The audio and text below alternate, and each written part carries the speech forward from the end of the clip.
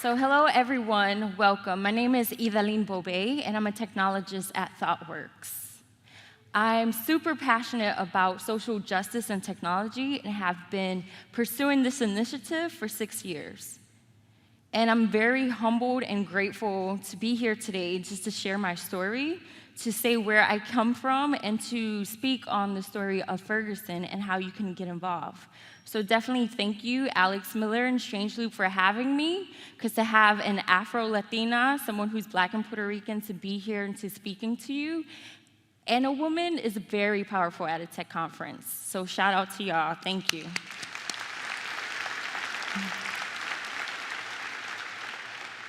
Before we get started, I wanted to fill the room out by a quick survey. So I have some questions I'm going to ask.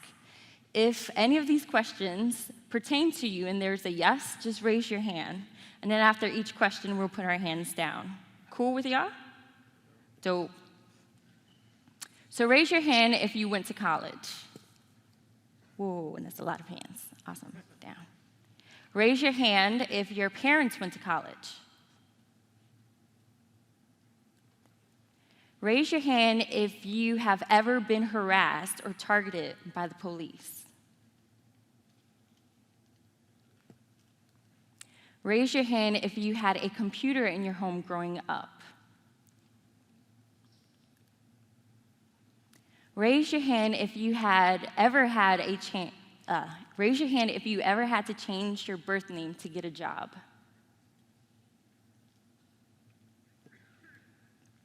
Raise your hand if you know what tech activism is. Raise your hand if you know where Ferguson, Missouri is.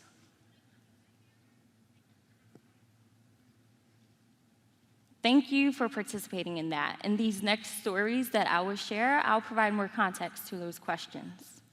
So to me, tech activism is the intersection where technologists and community organizers meet, and they knowledge share, and they create tools and programs and solutions to protect oppressed communities. I was inspired to talk to you today about tech activism due to all the civil unrest going on around the world. As you notice, there have been more protests, organized resistance, and uprisings occurring in response to increased brutality against oppressed communities. Now more than ever, millions of people across demographics and communities all over the world are rising up together. They're rising up to resist exploitation. They're rising up to resist racism. They're rising up to resist state terrorism. Topics that we'll discuss today include: what is our role as technologists in activism? How is technology both helping and hindering the effectiveness of activism? And more importantly, how do we hold each other in this room? How do we hold each other accountable to bring our wisdom, knowledge, and resources to the table to really push the narrative and to push the needle of social justice within our communities? As I share my personal story of how I broke into the tech industry, I wanted to start off with the story of my name. Many people know me as Abby. Even on my Twitter handler, I use Abby Bobé. But Abby's not my name. It's not my middle name. It has nothing to do with my name. My name is Idalin Bobé. And as a kid growing up, a lot of my non-Latino teachers always had a problem saying my name. And many times, I was humiliated and embarrassed by this. And I would always go home and feel very frustrated that I got made fun of again because people didn't know how to say my name. And oftentimes, teachers didn't even call on me because they were embarrassed to say my name. It was very intimidating. So my brother, my older brother, created the name Abby. He was like, it's a very amazing name, very friendly, less intimidating. Everyone loves Abby. And I definitely took on that name, and for my entire life, I've been using and going by Abby. However, when I graduated college, I wanted the professional world to know me as Idalin, and I put on my cover letter and my resumes, Idalin Bobé, and I said everything out. But I didn't get any responses. And it was weird because I was very proud of my accomplishments, and I was like, I should at least get a first phone interview, something. But then I was thinking, people have been embarrassed and intimidated by my name, so I wonder if that was the case. So I changed my name on my resume to Abby Bobé. And Abby received lots of opportunities. Abby received phone calls and interviews and just email responses, and I received my job as Abby Bobé. So I, again, took on the name as Abby Bobé.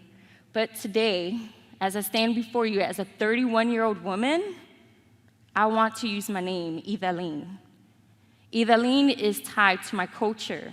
My grandmother named me. It connects me to who I am, to my mother.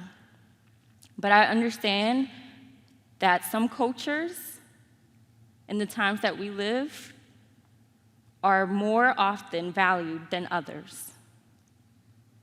I'm from North Philly, born and raised, and the playground is where I spent most of my days. Anyone who's from Philly can sing along. And I carry the culture of my family and my neighborhood everywhere I go. I'm very proud to have grown up in a Black and Puerto Rican family. I'm from the neighborhood called Badlands in North Philadelphia. It's in the zip code 19133. 19133 is the poorest zip code in Philadelphia, where factories and booming businesses once stood. Empty lots and abandoned buildings, boarded up houses now occupy where I live. These are actually screenshots outside my mother's house. This is how my house and my neighborhood looks right now. And in the last 2 years, Philadelphia closed 23 of its public schools. I attended public high school in Philadelphia. I attended a school named Thomas Edison, and we had a 75% dropout rate. This meant my freshman year kind of looked just like this. My freshman year, we started school, and there was 1,200 students, and they brought us to an auditorium on day one, and they told us, look to the left and look to the right. By 10th grade, one of you won't be here. We graduated 287 students. We had more substitute teachers than actual teachers. We barely had textbooks, and you were forced to encounter and just be around the police all the time. In order to get into the school, you had to go to metal detectors, and you had to be patted down. And in my neighborhood, the police were always circling, which was odd because growing up, we knew if you called the police, they wouldn't come to your neighborhood to help you. But you seen them in the street, and you were always being harassed by them. So it was really interesting. Most students never even had the opportunity to speak to a guidance counselor. So college was never in the question of many of our students. But fortunately for me, there was this pastor. His name was Pastor Melvin Jenkins, and he attended and was a professor at Indiana University of Pennsylvania, IUP. It's near Pittsburgh, Pennsylvania. And he would go into the inner cities of Philadelphia to the worst schools and pick about 30 students he saw potential in.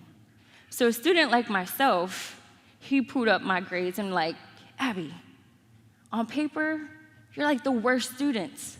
But if someone looked at you in a magnifying glass, they would see you were so passionate, you were so persistent, you had so much determination. Because I went to school, I had a job, and I worked about 30 hours a week. I took care of my family. I helped my sisters and my brothers all the time. A lot of people my age didn't even do as much as I did. But on paper, I sucked. I had about a 50% attendance rate. And this program that he would put us in was called the Philadelphia Partnership Program. And in this program, it gave students like me a second chance to go to college. The program wouldn't look at your SAT scores or your GPA, which was awesome because as a senior, I didn't even know what a GPA was. So I graduated, was the first to graduate in my family to go beyond middle school, high school, and then to college in my family, which was quite an accomplishment. And I did terrible my first year. And it wasn't your typical, like, oh, I was partying my freshman year and I got too drunk and couldn't go to class. But more was when I went to class, I didn't understand what the professors were saying. It was like I was in Charlie Brown's teacher's class, and she was just like, wah, wah, wah, wah, wah, wah, wah. And I was like, what the heck is this lady or man saying? And I wanted to drop out of school. So I called my mom, and I was like, you know what? Like, I did terrible. I wanted to drop out. And I wanted to drop out not because I couldn't just understand, but even when I went to the professors and told them, hey, I'm having a hard time understanding class, by the time they understood how far behind I was, one of my professors told me to drop out and go to middle school. And probably I would have a chance at just learning what we're going through in college. I went to study guide sessions with other students, and people were like, you know, if you could not come to our study sessions because you're very disruptive, because you're so far behind, you keep us behind. So I told my mom, I'm dropping out, I've tried. And she was like, well, what do they have that you don't? Why are they succeeding and you're failing? And I told her, I go to school and then I work.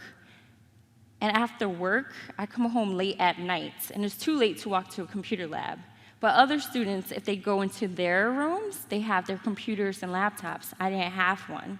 So my mom was amazing, and she crowdfunded my first laptop, which back then wasn't called crowdfunding. It was like knocking on people's doors and like, hey, my daughter needs a laptop. Can you donate? And together with my relatives, they gave me my first laptop. With my first laptop, it was like the whole world was in my hands. I had access to all these YouTube tutorials. I went to Ask Jeeves a lot, so like our keynote speaker this morning was talking about. I went to Ask Jeeves, and Ask Jeeves actually helped me out because at times where I was embarrassed to ask things that I didn't know, I went to Ask Jeeves and I asked him everything. What is A plus B equals C? And without judgment, I was able to get tutorials and just learn, and through collective learning with online contributors, from freshman year, not knowing what a number line was, I was able to graduate with 3.75 in applied statistics, which I thought was pretty dope.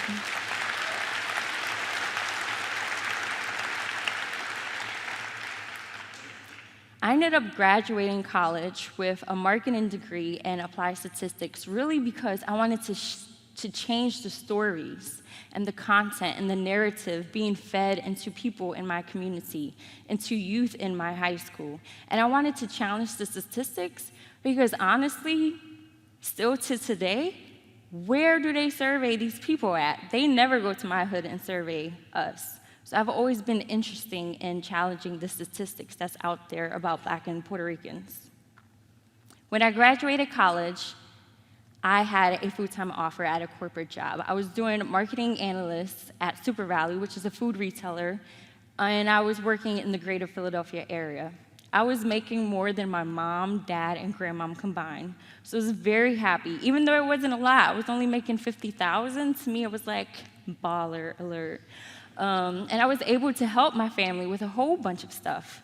Not only that, I was in the leadership position in their diversity recruiting and diversity events, and I managed their nonprofit.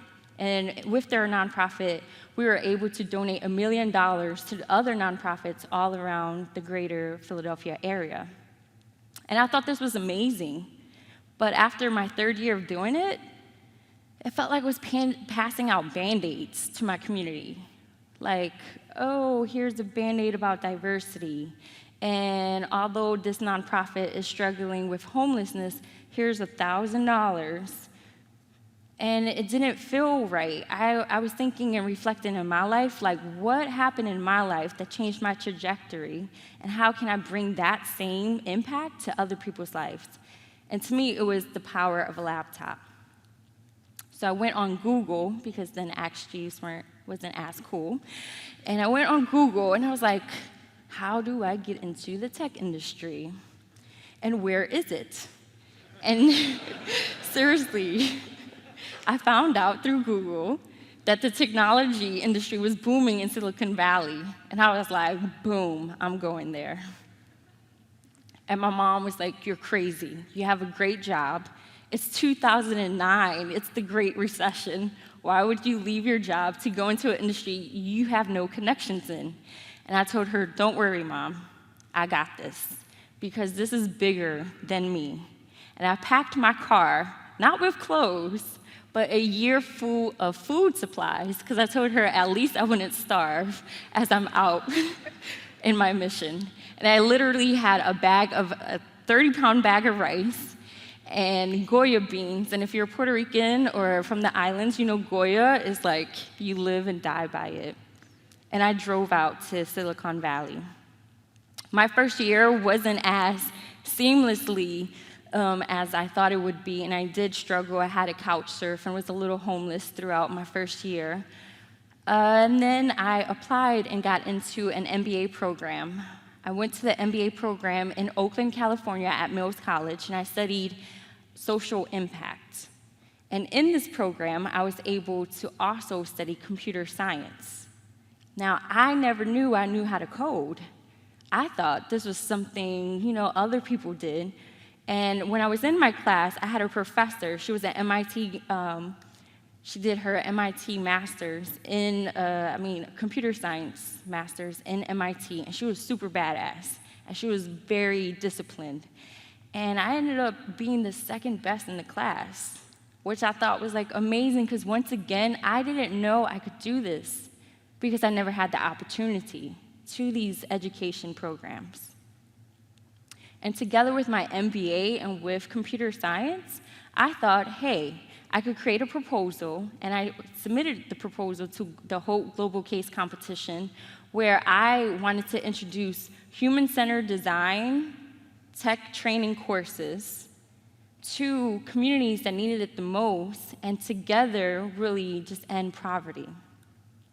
Now, I didn't win the competition, but there was an elder in the crowd, and he was from India, South India, in Tamil Nadu. And he was like, I really like your idea. What if I allow you to go to South India, to my school, which served the lowest caste system, and launch your pilot program? And that I did. I raised some money and got some donated laptops, and I went to India. And in India, I worked with 80 students from kindergarten to 8th grade and with 20 women.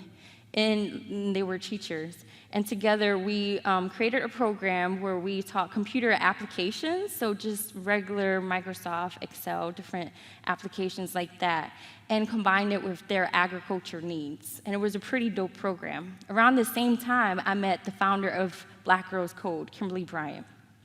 Now, Black Girls Code, if you haven't heard, it's a nonprofit organization educating young girls of color, Black, Latina, and Native American in computer programming. Their goal is to have 1 million girls of color learn code so they can create and not just consume tech tools.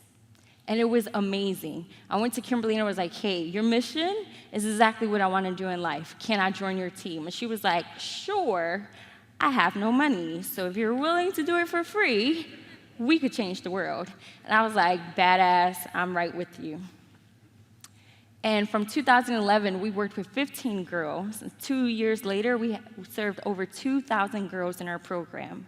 We were in 10 states around the United States and Johannesburg, South Africa. And it was amazing, as well as it was challenging, because Kimberly was a single mother and I was in grad school. So not being funded was a real struggle. And we did have meetings with funders, but people often said if we change Black, if we took out Black from Black Girls Code, probably then they would donate to us. And we thought, no.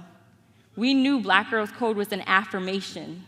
It was an affirmation to the world that Black girls could do so much more than the opportunities and resources that we were given. At the end of 2013, or the middle of 2013, George Zimmerman was found not guilty for murdering Trayvon Martin. I don't know about you, but I felt like my brother passed away, and I felt there was no justice for him, and I felt very just sad, and I was actually borderline on in depression, and I changed all of my social media to black. And I cried for many days, and I just felt this overwhelming pressure that I wasn't doing enough in the world, that I left Philadelphia to come to Silicon Valley, and still kids like Trayvon Martin they don't have the opportunity to dream. They don't have the opportunity, and I wanted to do more. So I left Black Girls Code because I wanted to do more with social justice and technology. And in the winter of 2014, the founders of Yes We Code and Kino Labs came to me, and they were like, hey, we're doing a social justice hackathon. Would you like to be a part of it? And at first, I kind of hesitated, I don't know if I want to, but then their tagline was, what if an app could have saved Trayvon Martin? And I was like, yo, badass. I'm there. I'm definitely rolling with y'all. We ended up launching about 3 more social justice hackathons. And in July 2014, I remember telling a friend, I even want to go even deeper with this, because I now was aware of government mass surveillance, and I was now aware of the systems that control and oppress people of color. And I felt technology, if used the right way, could really start a revolution to make the change I wanted to see. And my friend was like, you know you could get in jail. You could be arrested for that, right? And I was like, yeah, that's, I'll cross that bridge when I get there. That brings me to ThoughtWorks.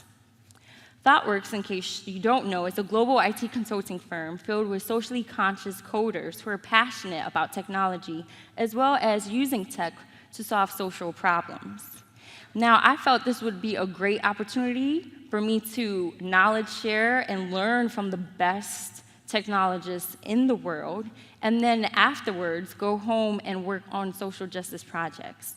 And ThoughtWorks wasn't a stranger to me. I've worked with ThoughtWorks throughout my career in Black Girls Code, Yes We Code, and Kino Labs. So I was very excited to join the ThoughtWorks family. And in August 2013 is when I officially joined and did my first project. That weekend, I went on social media, as I always do. Every day I wake up and I'm like, one eye open on social media. And my friend sent me this picture. And it said, Ferguson police just executed my unarmed son. And I felt like, once again, there was salt being added to my wounds. And I felt heartbroken over it, but I kept following the social media feeds. And through social media, I learned who Michael Brown was. Michael Brown was unarmed. He was 18, and he was going to start college when former officer Darren Wilson shot him and murdered him, shot him 10 times. I learned through social media that Michael Brown's body lied on the street in the middle of a community apartment complex for 4.5 hours, uncovered. Now this happened during a time in America where people of color, Black and Latino, we were experiencing so many deaths in the Black and brown community that we couldn't even go to work feeling like ourselves. And in the same summer, Eric Gardner was put in a chokehold and murdered by NYPD for selling loose cigarettes, untaxed loose cigarettes. And on video, you can hear him pleading, I can't breathe. I can't breathe. And that summer, I couldn't breathe. When Michael Brown died, I couldn't breathe. When Eric Gardner died, I couldn't breathe. When Rekia Boyd died, I could not breathe. And as a person of color in America, I had enough. According to the Malcolm X grassroots movement, every 28 hours, a Black person in America is killed by a police officer or vigilante.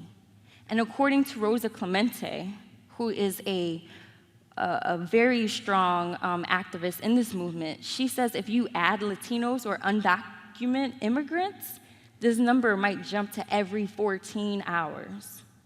And trust, as a person of color, we felt every one of those hours. And I had enough. And I went on social media, I created a Facebook post and an email, and I blasted out to every technologist I knew in San Francisco, and I said, if you are a technologist, and if you give a fuck about Black people, if you give a fuck about Latino people, about oppressed people, about poor people, about everything we're going through, about Michael Brown, I need you to meet me at ThoughtWorks' office in San Francisco. During the same time that I put my post out, Tef Poe, who is a hip-hop music artist here in St. Louis, who has a lot of influence and always had a lot of influence online, tweeted out on August 9th. Basically, martial law is taking place in Ferguson. All perimeters blocked, coming and going. National and international friends, help. Through the power of social media, this won't be swept under the rug. We are about to expose Ferguson Police Department. We want answers. Last post. I'm here to tell you that Ferguson PD is a bunch of liars from the pit of hell. An entire community saw what really happened. And without me knowing, ThoughtWorks actually sent a team of technologists to Ferguson to help on the ground. Now, before we start talking about Ferguson, I really wanted to provide some context because unlike if you're anything like me, I didn't know where Ferguson was. The media made it seem like Ferguson was like this small little place in Missouri, like far, far away, and no one can get to it, and it was this isolated place.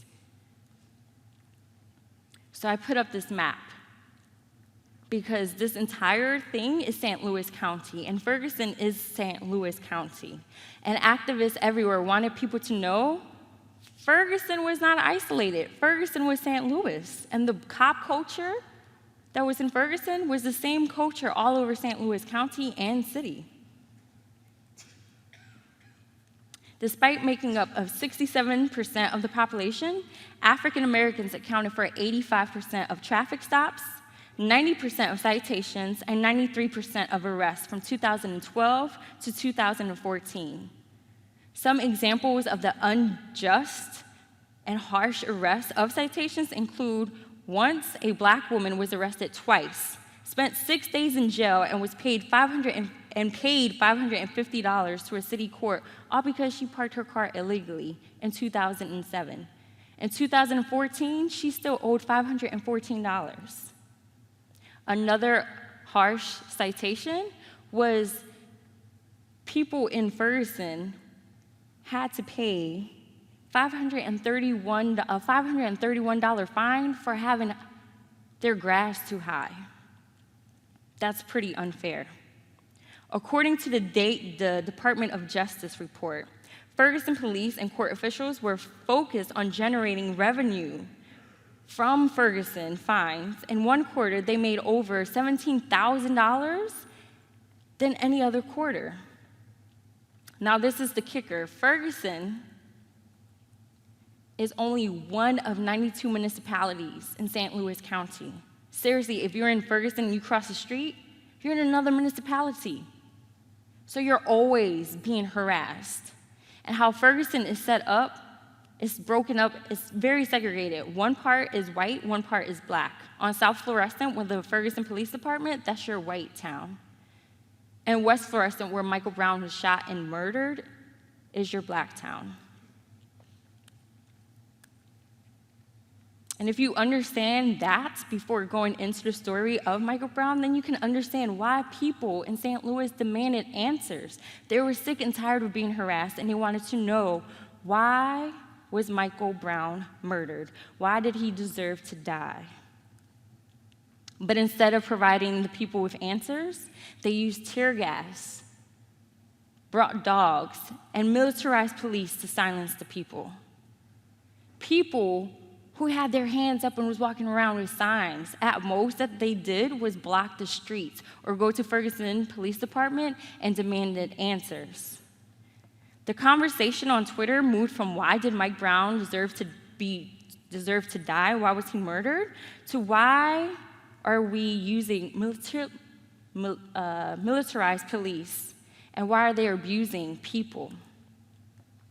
Seeing the community of Ferguson stand up to the powers that be in the name of justice and humanity was breathtaking. It was inspiring and started what is referred to as the Ferguson uprising. Now, when thought workers came down and started working with the people on the ground in Ferguson, they started working with a nonprofit or an organization called Hands Up United. And although social media was an amazing tool to amplify the message of what was going on, the people of Ferguson needed something more sustainable to really bring in the help that they were trying to attract. And together with the direction of activists on the ground, ThoughtWorks supported activists and built this website, handsupunited.org. And it was a tool to capture blogs, to capture the voices of people on the ground, to raise money for people who were getting arrested, and to help as a total communication and organizing tool. Now, Hands Up United is an organization created from the Ferguson uprising and includes Rika, Tefpo, Dub, Tara, and Tori. The organization leads strategy on the ground with field actions and runs several community programs. The platform Hands Up United was used to, for example, to share action details. There were over 100 actions people posted all over the world to support Ferguson and Mike Brown. We actually created a tool to report police brutality, not just police killings, because we knew that everyday citizens went through a lot more police brutality than what was being reported. And we wanted to use this data to show the misuse of power by the police. What we noticed while creating this online platform and connecting with people on social media is that although Ferguson was a small suburb of St. Louis, the world resonated with it. Palestine, Mexico, Egypt, Brazil, Philly, Oakland, LA, New York, Baltimore resonated. Ferguson connected the dots. And one thing with this was that people all over the world was able to see all the oppression done on people of color and on poor people. And we were able to see what it felt like to be oppressed in the United States. Now, social media was just one way technology was used in the movement. I wanted to highlight other ways we use technology in the movement. Laptops, phones, data, social media, hashtags, live stream, donation websites, encryption texts, email websites, and music. Now, from the end of September through November, St. Louis changed. What worked before about amplifying our voice through social media no longer worked. The technology that we once used to protect the people by lifting up their stories were being compromised. And nearly every tool that activists use were being used against them. I list this here, and I wanted to just highlight some examples. For phones, one of the Hands Up United team members had a police officer put a gun to her head, requested and demanded her phone and the password to get access into her phone. Her data was deleted. On social media, we had people who would tweet out accounts and tweet out what was going on. Their accounts were suspended. And one time, and a couple times, hashtags that we would use, if you went to the search engine where social media is and just put search the hashtag that we were all using, you couldn't even find it. So they were being filtered. Our live streams that we use to protect us against police would go online just publicly, automatically, and police officers were using that against us in court. Donation websites were hacked. Our emails were reviewed, and how we knew that was because the Ferguson Police Department created a letter and shared it amongst themselves saying that they reviewed text messages and emails, and we found the letter. And, you know, that's just one way that the use of tech was being compromised. As we got closer to the grand jury decision, 100 FBI agents were in St. Louis, meaning although we couldn't see and figure out other ways that the government and the powers that be was using tech against us, we were being surveillanced. And police during this time were becoming extremely aggressive with targeting community organizers. No longer would you just go out at night to protest against them and be arrested, but during this time right here, this is a 19-year-old young lady from Lost Voices. For 45 days, she protested and she stood in an encampment to protest Michael Brown with Darren Wilson. And one day they called me and they're like, yo, Ab, it's mad police officers over here. We need you to come and just live stream what's going on. So that's me right there circled with my camera. I was arrested that day for filming an arrest. I got charged by interfering with police, disobeying an officer, and resisting arrest. Again, police, the state, and the powers that be were using technology to silence us. And as the cameras disappeared, the police officers, they grew more aggressive. And they started targeting lots of community organizers. We desperately needed a shift from just people tweeting all the time to actually using technology to help protect the people on the ground. Social media was good at amplifying a message, but as Astra Taylor, author of The People's Platform, Taking Back Power and Culture, in the digital age would state, do not be misled by digital metrics. So although we gained 100,000 followers online, and although we had 1,000 retweets, that didn't protect the people. And didn't always mean that it helped with pushing the agenda and what we wanted in the movement forward. Ferguson allowed and revealed a lot about what was going on in America. It revealed issues of power, privilege, race, and class. And this is something the technology community has to struggle with, because right now, automation and technology is impacting every aspect of the world. So these things, they affect everyone here, and we're either helping or hurting the people that it's affecting. Entire communities are being left behind, unable to access resources and opportunities because of systemic barriers. This is what we must work together to change. In November 2014, I decided I wasn't leaving Ferguson. And although I was supposed to go back to ThoughtWorks and start another project, I decided that it was a moral decision for me to stay behind and protect the people. Because not only were people being physically attacked, there was the powers that be that was just using technology to really oppress them. And I wanted to do something about it. So I decided I would help Hands Up United start a tech program. So if you can imagine what would a tech program look like if the Black Panthers launched one, that's the type of program I wanted to launch. And we wanted to help with this program. We really wanted to help local activists use and understand technology so they could protect their people and really just empower them to continue the movement going. So I often use the term taking the revolution to the cloud. And I launched a crowdfund campaign. And my goal was to launch $10,000 in 10 days. And if I could do that, I felt confident that I could really take that money and kind of leverage it.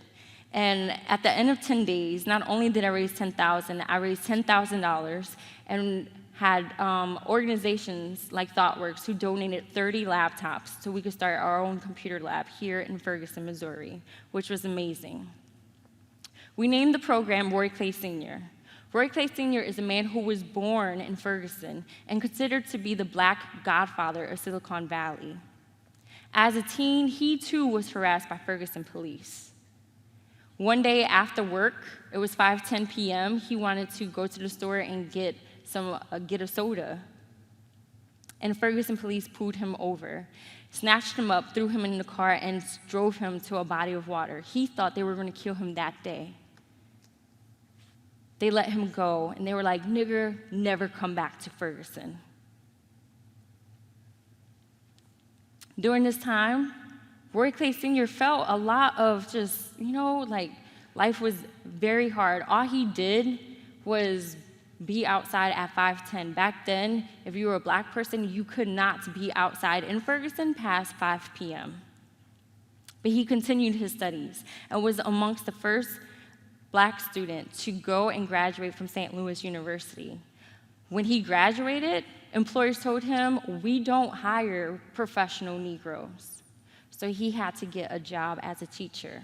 That still didn't stop him. He kept learning about more math and computers and doing a whole bunch of stuff until he got an opportunity to go to California.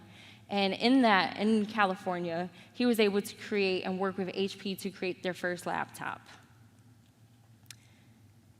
So the name Roy Clay Sr. is really an affirmation. His name equals resistance, perseverance, dedication, and is what we wanted our students to look up because they could see him. He was from Ferguson, he was black, he came from the same struggles that they went through, and they could relate to it. So the goals of the Roy Clay Sr. is to create a workshop that focuses on particular skill sets. So in technical, it was web development, graphic design, information security, and mobile app development. We wanted them to focus on political and social awareness, to have a clear understanding of what is the digital divide, why and how did their communities are in poverty and others aren't, just understanding the systemic barriers that they are going through. We wanted them to understand problem solving, how to use technology to problem solve, and then everything they learned, we wanted them to apply it to the community. And our goal of the program is to create community-driven and socially aware technologists. Most of our students were frontline activists or had a relative in the movement. Our first workshop, we focused on web development. And we focused on web development because back in October, students wanted to boycott large corporations and really uplift and empower and strengthen black and brown businesses. And they wanted to create a database of these businesses. But these stores didn't have a web presence. So we thought it would be a perfect opportunity to combine technology and really just solve that issue. Students learned basic web development languages, open source tools, and created websites for 10 local businesses. The program is a building block for additional programs, because if you can build confidence that you can use technology and you've seen yourself using technology to solve some type of issue in your community, you will want to continue learning more. In the fall and winter of this year, we'll be launching a JavaScript and graphic design workshop. Students in the workshop not only leave the program feeling more empowered, they have marketable skill sets that they can use to get a job and have a clear understanding on how technology is impacting their community. To date, we graduated 20 students in our program. At the end of the workshop, students receive a $500 stipend and a laptop to continue their work. There are huge demand for our program. To date, we had over 77 people apply to our program and 2 schools in the Ferguson area that demanded and asked if we could help launch a tech program in their area. The only reason why we worked with 20 students is because everything we're doing is crowdfunded, and it costs about $2,000 per student to be in the program. Meet Ned. Ned is a frontline activist who has been super excited to learn about technology. Ever since I landed in Ferguson in September, he would ask me, like, "Yo, Eb, can you teach me how to code? Yo, Eb, can you teach me how to code? I'm trying to build a website." Ned has been arrested 3 times since August 9th, and he joined our first workshop, graduated, and created the website for Ferguson Burger Bar. If you don't know Ferguson Burger Bar, definitely go out and check it during your stay in St. Louis. Ned also received an internship opportunity to build the website for Grammy artist India Ari. Ned is currently a mentor for our other programs and is heavily involved with the Roy Clay Sr. program. So why is it important to include tech training in the movement? Now, besides the fact that police, the government, and other powers are using technology to oppress people and are using technology to protect their data and to secure what they're doing, it is important we as technologists think about challenging ourselves to be more socially aware and leverage our resources, knowledge, and wisdom to do something bigger for the people who do not have access to resources. I believe 21st century activists need 21st century skill sets. I believe now is the time to educate the people on the ground in neighborhoods like Ferguson, like Philadelphia, and impress communities all over the world on how to create technology, not simply use it. Now is the time to recognize all the power we carry in these rooms, because I believe you all have magic powers, and I believe that we together can collaborate to move the needle forward. I challenge everyone in this room to really reflect on the impact you're having on society. I know as a technologist, we get caught up in the term revolutionary. Who's here heard of, we're creating revolution technology? Anyone? I believe the term revolutionary should only be used when we are creating something for the people, for people who don't have access, for oppressed people. I know we get very hyped on our inventions and creations, but most of the time we're creating automated and capitalistic technology. It's not revolutionary. Most of the times, we're creating technology that is creating a bigger divide in the world, a bigger wealth gap, bigger achievement gaps, bigger opportunity gaps. I know there are tons of online educational materials people can find, and I hear that all the time when I say, hey, let's create tech resources together, and people are like, oh, we could create this curriculum and put it online. But let's be realistic. 50% of the people in the world don't even have access to the internet. So who are we creating these tools online for if we're not creating it for the people who need it? Why put it online, and why can't we just get out of our comfort and actually go to the communities that need it and create something solid, something sustainable for them? So I'm asking you to get involved and challenge any delusions we may have in order to help people on the ground. So what can you do? I say research. Research how tech is being used to oppress people. Research the systematic barriers. Research other organizations. Connect with organizations like Hands Up United. Connect with organizations like the Dream Defenders. These are two organizations that's doing a lot of work in their community, and they understand the power of technology, and they want to get involved. They want to meet you at that intersection. I say schedule tech sessions for local organizations in your neighborhood. Go back to your company and say, let's have a tech night where we invite community members to learn the tools that we know so they could solve problems in their own communities. You can do stuff like donate to the Workplace in Your Tech program and get in contact with her. Tara Thompson, who lives here, who's born and raised from St. Louis and runs the tech program with Hands Up United. She is a... So I definitely want to thank you. Thank you so much for listening to me. Contact Tara, contact me. I would definitely be happy to leave here and know that I inspired someone to reach out to me so that we can collaborate. And before we leave, I wanted us to do a chant. And this chant is really to inspire us to hone in our duties and to hold us accountable. So I'm going to read off a line, and then you repeat it. Cool? Cool. It is our duty to fight for freedom.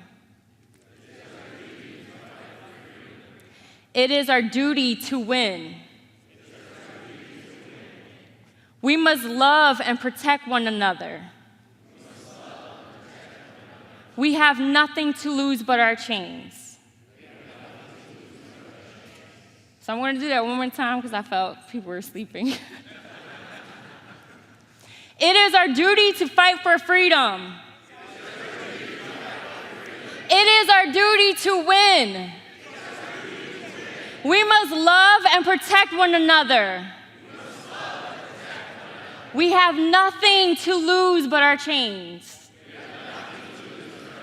Thank you.